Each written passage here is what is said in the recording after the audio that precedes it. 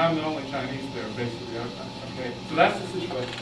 All right, so after I finished my career teaching in college as a psychologist, I started getting interested in Chinese American history, which was my roots. So that's what I'm here to share with you today. So everyone recognizes this, right? Is there anyone who doesn't know what that is? All right. Now, I don't know if you can read in the back, but you've probably heard this phrase, part of the Statue of Liberty. Give me your tired, your poor, your humble masses yearning to be free. Okay? And at the end, I lift my lamp beside the open door. Is that a nice sentiment? Is that a welcoming sentiment? Or is that a happy, but does that make, if you were an immigrant coming from Northern Europe, would that make it sound like, hey, we want you here? Right? It's a really positive sentiment. All right, next slide. I don't know what that is. Does anyone recognize or seeing that picture?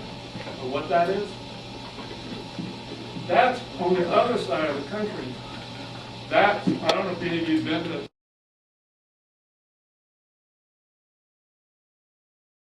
California or San Francisco area. This is in the San Francisco Bay. You've heard of Golden Gate Bridge, right? You've seen pictures of Golden Gate Bridge. So if you come in on a boat and you come under the Golden Gate Bridge, you're going to see a couple of islands there. One of the islands is called Alcatraz. Anyone heard of Alcatraz? Okay. Not a very nice place, right? Prison. The other island you're going to see is this island, which is just showing a part of it. This is Angel Island. Doesn't that sound nice? Angel Island? You see all these little angels floating around there? Now that building there is what's called the Angel Island Immigration Station, which means that everybody who came in on a ship from the Orient, whether it was China, Japan, or whatever, they would come in there, and the people would get off the boat there just as they got off at Ellis Island over in the New York harbor, and they would have to go in there and be, quarantined, partly to see if they had any contagious diseases, but also they would be interrogated there about their identity, like who are you? Okay? So next slide is Angel Island. This is their website. They opened 100 years ago, which by coincidence matches the age of this university. So that's kind of just a happenstance. So Angel Island is a place that was not very friendly to Asians, especially Chinese. Okay. Now, this is a map of China. And what I want you to note from this is that the province where most of the early Chinese came from is that little one down, the yellow one called Guangdong. I don't know. So all that big colored stuff is China. China's a huge place, right? Now, what I want you to remember is that the early Chinese, like from the 1850s to probably even until 1950, mostly came from Guangdong. So they are not coming from all over China like now. There are Chinese coming from other parts of the mainland, from Taiwan, and so forth. So it's important to keep that distinction in mind because there are some differences, there are some similarities. But the people who came from Guangdong in like the mid to late 1800s, they were poor, and there were a lot of farmers. There was a lot of drought, there was famine, and so people were, kind of hard up. They had to make a living. They couldn't make a living. Okay? So when they came to the United States, many of them had to assume a different name, and these names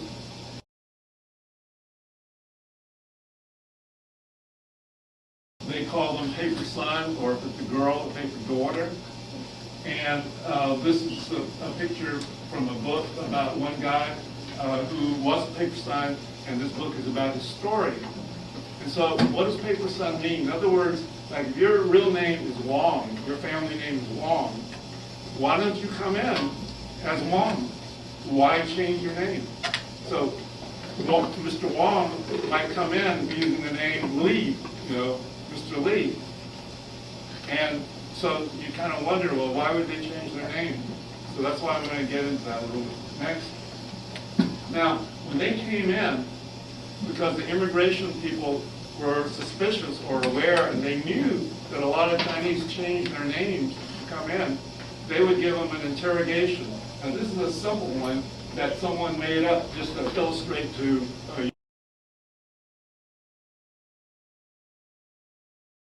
younger people, like, and I don't know if you read there, but it's like, tell me about your house, where is it located, what does it look like, is there, how many windows are there on the west side of your house? I mean, how many of you know how many windows on the west side of your house? Some of you don't even know what the west side of your house is. I mean, you know, is that the east, north, or what? What's the difference in appearance between the front and back doors? How many steps from the street to the front door of the house? Now, these are pretty detailed little questions, you know, kind of picky, right? You know, so that kind of just gives you a little bit of the flavor of what it would be like. Now, the next slide shows actually some real questions and some real answers. And this is like actually a photocopy from a national interrogation. Some of those interrogations are quite intense. I mean, you feel like you're a criminal being interrogated. I actually found my mother and my father's immigration interrogation from like the 1920s. My father's was like typed like that on onion skin, 100 pages of transcript. This is transcript, like verbatim. Someone goes and types out. So like the question would be, this is like just from the middle of it. I'm not going to read the whole thing, just to give you a flavor of it. What village is that? In other words, you're asking the person, what village do they come from? And so the answer is Li Yin village. What alley is that house situated on? It's on the third alley. How many houses from the corner is that house? How many rooms in that house? Is there an ancestral hall in the village? Did you ever go to school in China? Did you go in your own village? Is there a river near the village? You know, where's the store? You know, there are hills near the village. Who lives in the house next to yours on the right? So you can see it's pretty detailed. This is like part of one page. Can you imagine like you got 70 pages of questions like this? You know, you really feel like you're really being grilled. And that's what was the procedure. It was very common, and I've seen a lot of transcripts, so this is not an atypical thing. That kind of gives you a little flavor of it? Okay, next.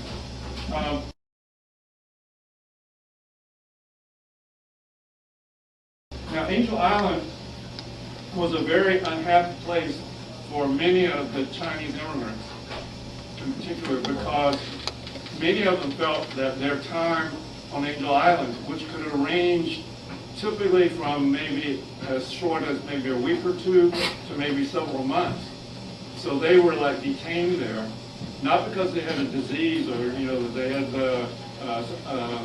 you know, some contagious disease that they wanted to quarantine for.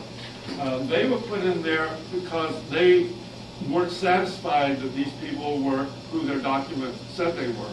And so about 1960, I don't know the exact date, when they were going to demolish the old buildings on the island where the immigrants were detained, a park ranger noticed that on the wood walls there seemed to be some etchings.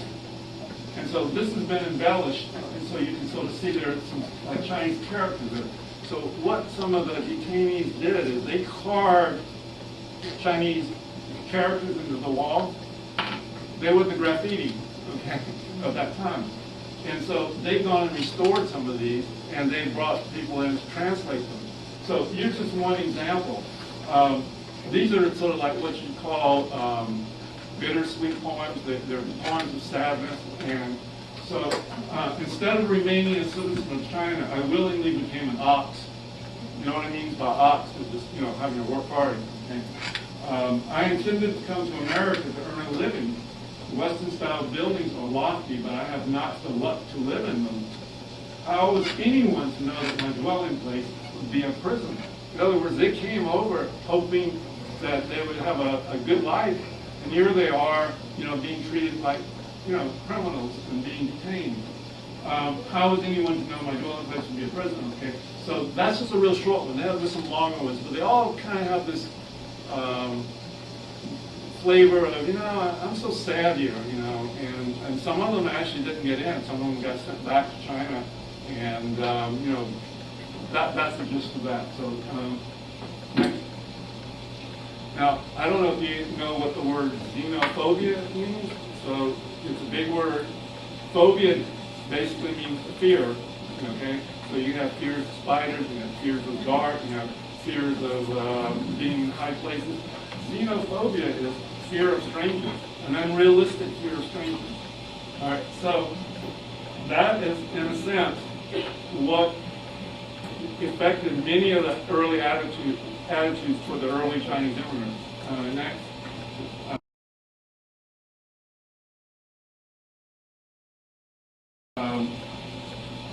So here are some vivid images of what xenophobia leads to. You can see that there's some hostility involved, right? There's some physical aggression. The Chinese character is being hit or assaulted or kicked. In one instance, actually, even by Uncle Sam.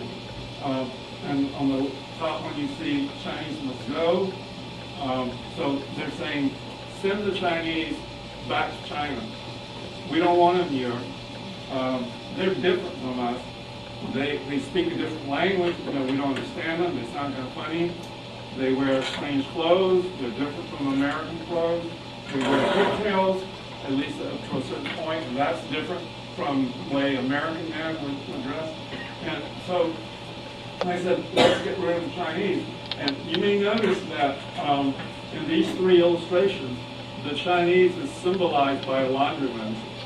And that gets back to what I said earlier, that the early Chinese all were in the laundry business. And you might think, well, was that because they knew how to do laundry in China, and so they came over, they were just doing the same thing? No. Who do you think did the laundry in China? The women did the laundry. That's not a masculine thing. So these men who came over from China, many of them young men, the fact that they went into the laundry business is kind of interesting, because they didn't do laundry in China. So when they came to the United States, they didn't have to know any English. They didn't have much money. Doing laundry doesn't require much money, at least in the old days. You get a wash tub and get some water and some soap and just scrub away. And you didn't really need to know a lot about the language. You just do the laundry, you give it to someone, you get the money. Okay. So those are some reasons why, among others, a lot of Chinese did laundry. Okay. Next. Now, because there was all this hostility toward Chinese, partly because they were different, and also because they were in economic competition, because in the 1870s and the decades after that, there was economic hard times, not at all unlike today, where a lot of people don't have jobs. So when push comes to shove, I was sort of saying, well, these Chinese are here, and they're taking our jobs, and we don't have jobs. And these Chinese are sending the money back to China because they were sending money back to help their relatives who were poor back to China, their parents and their siblings. So that creates a resentment. And a lot of labor unions in the United States sort of had these things like saying Chinese will go. They had a rally, it's like a political rally in Seattle, and there's no more Chinese. So in 1882, there was a law passed in the United States called the Chinese Exclusion Act. And what's notable about it is it's the only law that's ever been passed in the United States that singled out one particular ethnic group. There may be other laws that we, but they didn't say, no Russians can come. No Koreans can come. No Japanese. They said Chinese specifically. If you were Chinese, you can't come. All right, next. So again, other things was they would, you can see these little illustrations how they make fun of the Chinese. Like, I'll just talk about the one on the bottom left. This is called evolution. Everybody knows about theories of evolution. Which are kind of controversial, but that over time things change. So they're saying laundry with Chinese on the far left comes over with a pigtail, and then in the middle, these pigtails gone, and then over on the far left, he's like become a washerman, the wash tub. So that was sort of like a form of mocking ridicule again of the Chinese. Okay, next. And here, it's sort of, you want to call it lighthearted. It's like, again, like poking fun at Chinese. Oh, hey, you want to become a laundryman? You can do it this way. And I won't go into reading the little details, but it's like take a correspondence course, where now we can say go online and learn how to be a laundryman. Which of course is not the way that it actually works. But again, this is like a reflection of the social attitudes. These are the things that Americans would see or read, and this affects people's attitudes and feelings toward a certain group. Next.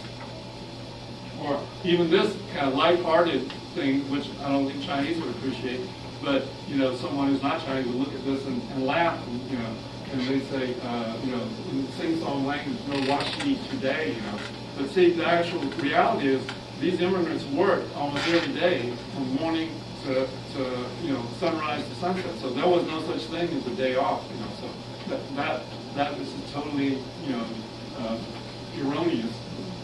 Next. Now, this is a more modern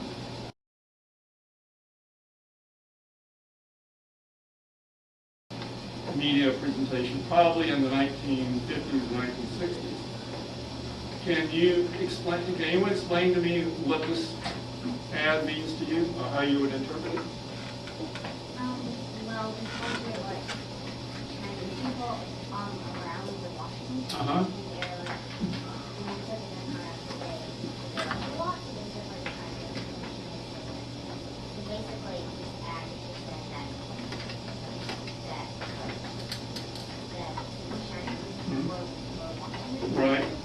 That they like it so much. Yeah, okay, good. Excellent. Yeah, right, yeah. Anything else? Any other thought? Yeah. Well, they're saying all the Chinese are kind of confused, confused. So they're kind of making fun of the Chinese haven't heard of it or don't even know how to do it, even though they want to.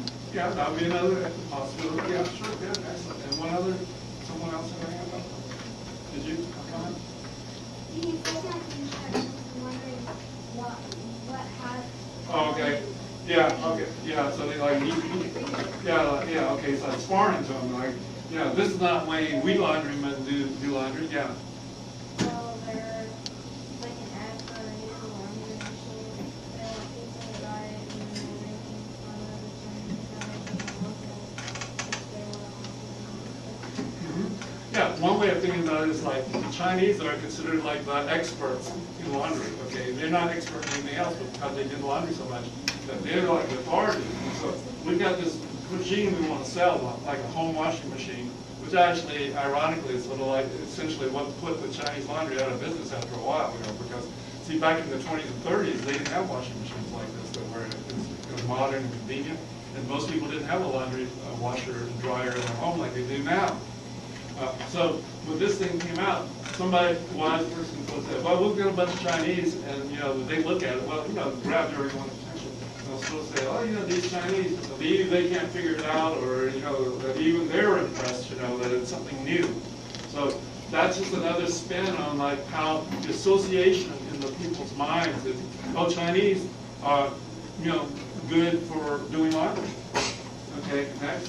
Now, I don't know if any of you have been to San Francisco, but if you have, you may have seen this. But even if you haven't been, you know what this is a picture of, right?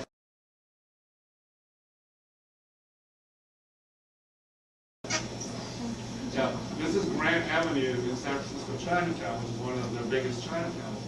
So it's a big tourist attraction. I don't know, have any of you ever been there? Okay, you've been there. All right, so that looks familiar to you, and you've been there. So why do people go to Chinatown? I mean, especially non-Chinese people. What do you do when you go there? You eat a lot of Chinese food. You eat a lot of Chinese food, right? That's smart, yeah. That's a big attraction. Anything else? What did you do? Just eat? Yeah, buy stuff. What kind of stuff did you buy? Yeah, souvenirs, yeah. I've never actually been, but it seems like they're trying to put a lot of festivals. So maybe Yeah, sometimes, yeah. Well, like right now, they have Moon Festival or something like that, and there's a big Chinese New Year's celebration. Yeah, so they do have festivals there, and you can sort of see it's decorated in a festive way with all those lanterns. Yeah. I know that I think it's like, so you know, like kind of like tennis like or something like their food. People go there to do what? Like, see what like the Chinese food is like. Yeah, Chinese food, yeah, right, yeah. And then one other person have a comment? All right, so, yeah. Someone? Oh. Yeah, I went to one in New York. okay. Yeah, that's a big It looked one. lot like that. It looked a lot like that? Yeah, there's a certain field, well, if nothing else, you'll see Chinese characters on some of the signs, so that's kind of a tip, giveaway, although there are English signs too, like seafood restaurants, but you see below it the Chinese script, on the awning and so forth. All right, so Chinatown is a major tourist attraction. Any city that has one tries to promote it and gets visitors come there. But you should know that in the early days, when I say early days, like early 1900s and so forth, Chinatown wasn't that necessarily a tourist attraction. Chinatown was where a lot of Chinese people lived because they were not allowed to live in other parts of town. So they, by necessity, lived in Chinatown. They were close together in a few blocks. And they also lived together for protection because they felt safer together, It's all like, circle of wagons kind of thing where, we're under attack. And in fact, I know people in San Francisco, people that, Chinese people sort of my age, and they would tell me that they lived in Chinatown, and if they went across like 2 or 3 blocks down, across Broadway Street, they'd be in the Italian part of town, and they would get rocks thrown at them, okay?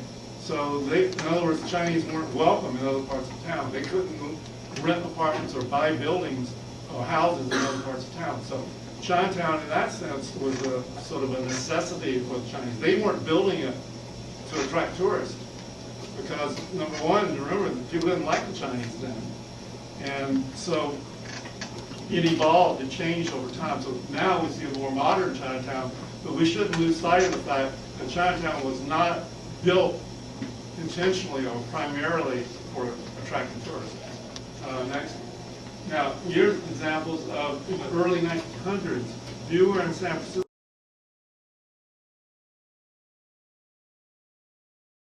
visiting, you could go buy a tour ticket, like the one on the bottom, you punch it out, and, you can't read the thing on the Chinatown guide.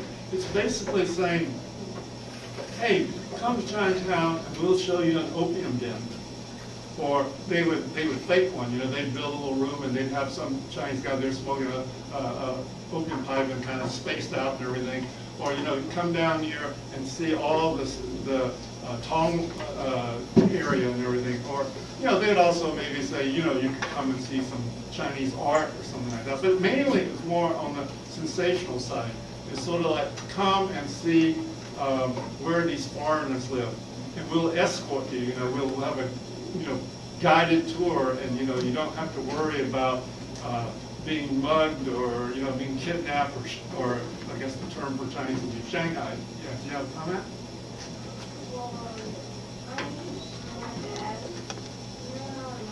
To get the non-Chinese to come to Chinatown, not so much to eat the food, but to sort of like walk, basically, and it's sort of like go to the zoo and look at the animals, that kind of mentality. All right. Next. So, you get all these images in the movies and comic books and everything. The Chinese were, the evil Fu Manchu, okay, sinister person who's out to maybe, harm white people. Terror in Chinatown, okay, Return of the Dead, okay.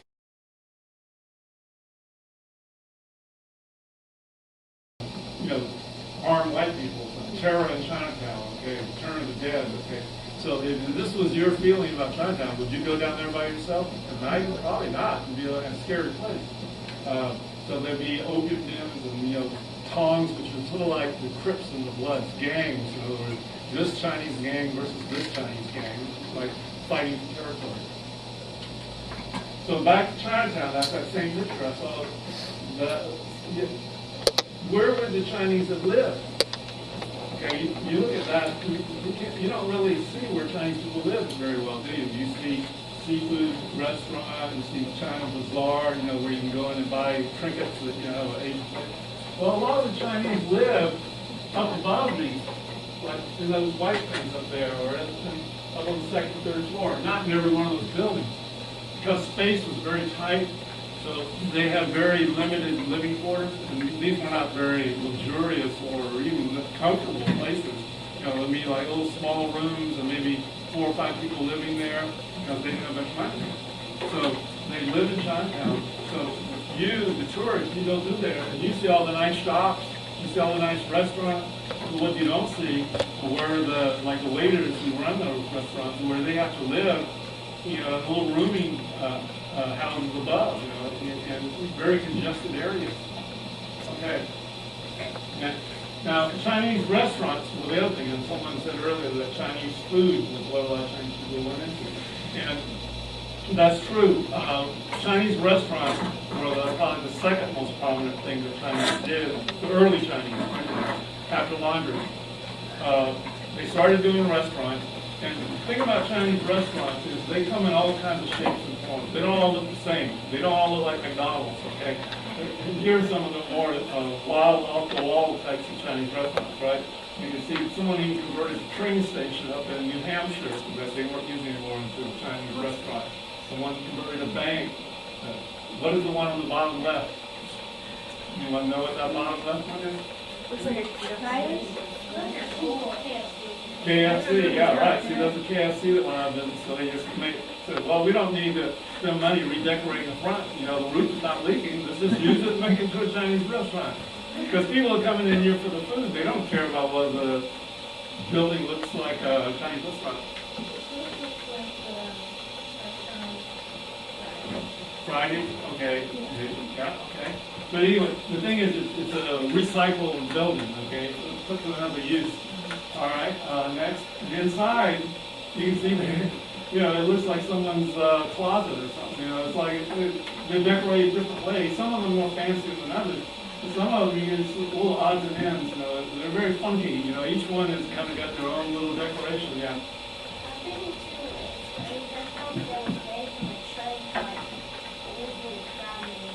Yeah, was that in Chinatown? Yeah, you probably went to dinner somewhere where they brought the food along and you got little dishes off. Yeah, right, yeah. Any other comment? It looks like it's a few birthday parties going on. Well, yeah, some of it, yeah, absolutely, yeah. Okay, so Chinese restaurants are very popular. In fact, they're one of the most popular types of cuisine in America. I read recently there's something like close to 50,000 Chinese restaurants in America, you know, of all different types, fancy ones and also not so fancy ones, you know, like some of them are like mom and pop restaurants and some of them are like big banquet halls. Yeah.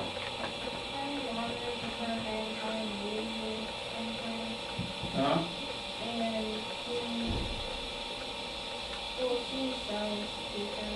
Yeah. In Memphis.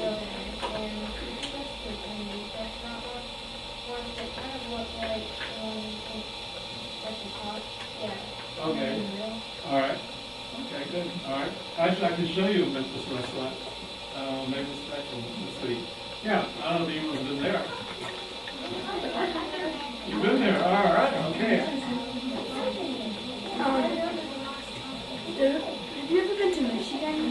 Michigan? Yeah, I've been to Michigan. Okay, so there is this restaurant called Lili there. It's really good. Okay, I'll go there next time. Is that a cheapy restaurant or something? Yeah.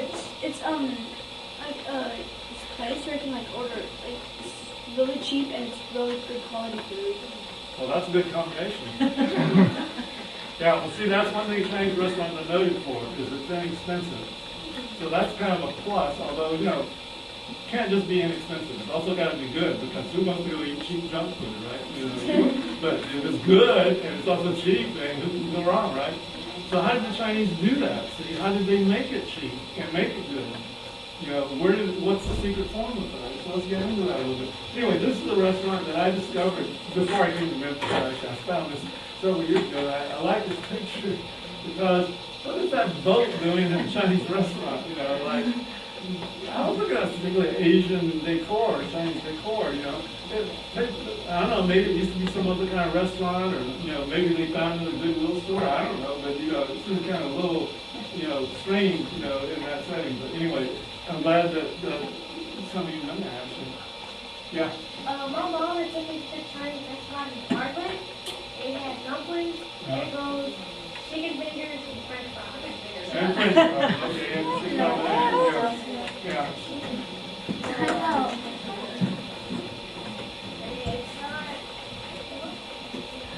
It's not exactly about China, but you know how with the stuff they take other restaurants and stuff like that and take it into a restaurant. Yeah. I can't remember where it was, but they had a lot of the China restaurants. Like, they even had this French, this kind of place. Cool. Use your imagination, yeah, right. Okay, next slide. Now, a lot of these early restaurants were what we call family restaurants, not meaning that they served families, but they were owned by and operated by families. So what that meant is that a lot of these families were very poor. They worked all day, from sunrise to sunset, 7 days a week. And you see this family ran a restaurant in Augusta, Georgia. And the cook there's got his little baby there with him, and probably has to put the baby down and go cook, and then go pick up the baby again. It's a family thing. The wife or the mother is also there, and maybe a brother or an uncle. All right, so that's not an untypical picture. Okay, another one. And so see, they had the whole family work. So in a way, they saved money on wages. Okay, now. And then they could pass the savings to you. That's why they could give you those cheap prices, okay? It's off their own back, So they would often be in rather kind of poor neighborhoods. Nowadays, that's not so much true, but in the early days, it was true.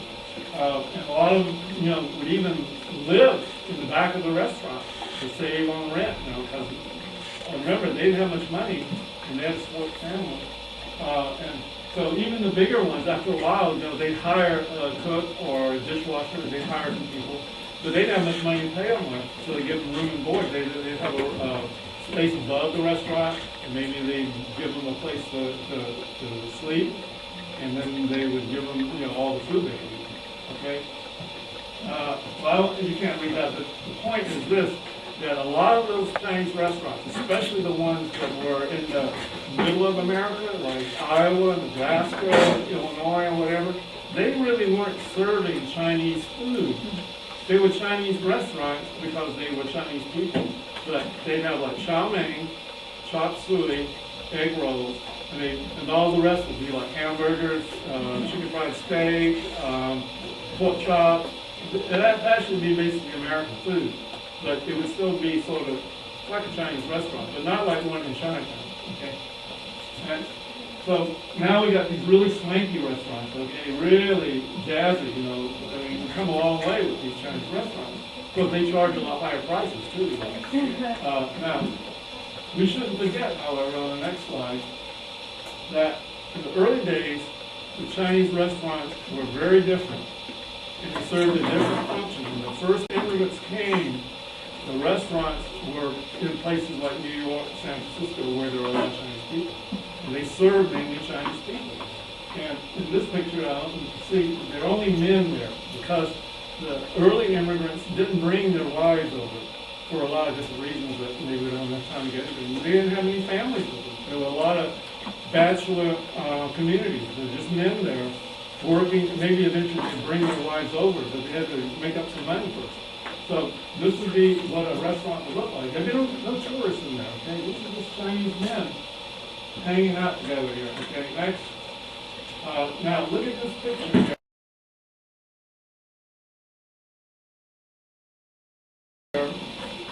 Which is not an authentic drawing. Can you tell me what you think might be wrong with this drawing? Because this is like a satire or a parody or like a joke kind of thing. It's making fun of the Chinese. You have a chance to say something. Sorry.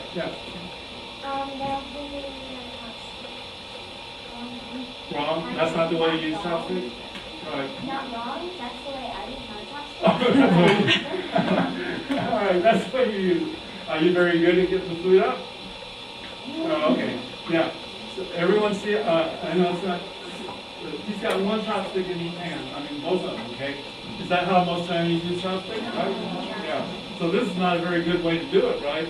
So they're kind of making fun in a way, or either they don't know, they're culturally unaware that that's not how you use chopsticks. You know, you're not going to get the food out.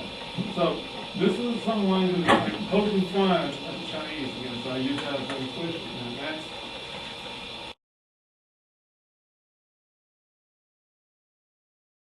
now, what's going on here? This is in a New York newspaper, like in 1910 or something. All right, we're in a restaurant, right? I mean, it says Chinatown, but you can see it's a restaurant. The guy's bringing food out, right? Now, what are the children doing? Yeah, they're waiting in line, but what are they waiting in line with?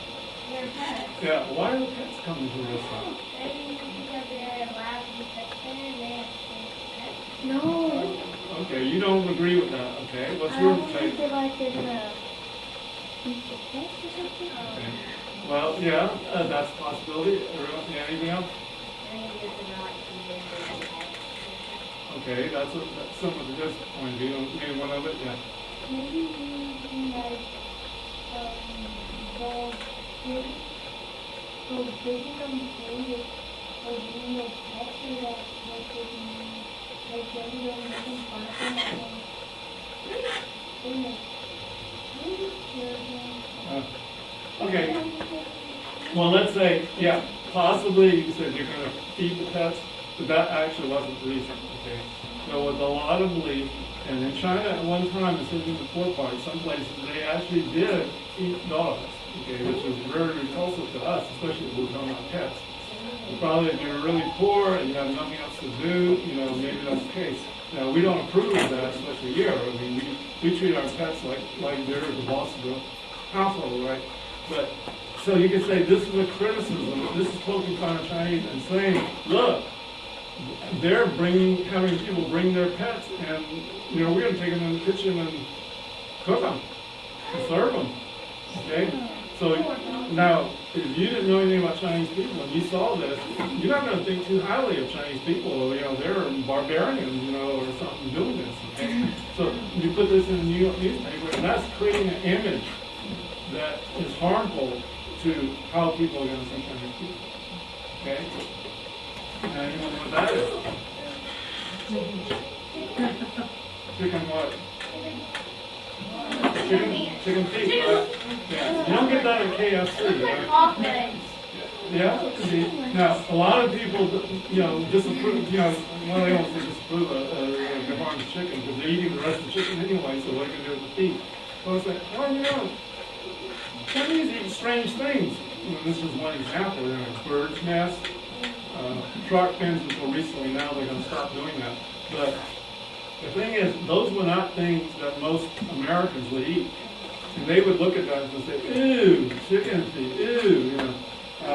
So that wouldn't really encourage most people to go to Chinatown to a restaurant. Okay? And those are just some examples of what was on the early menu. I won't take the time because we're probably running a little late, but you can sort of see the things that probably none of you have ever eaten. And they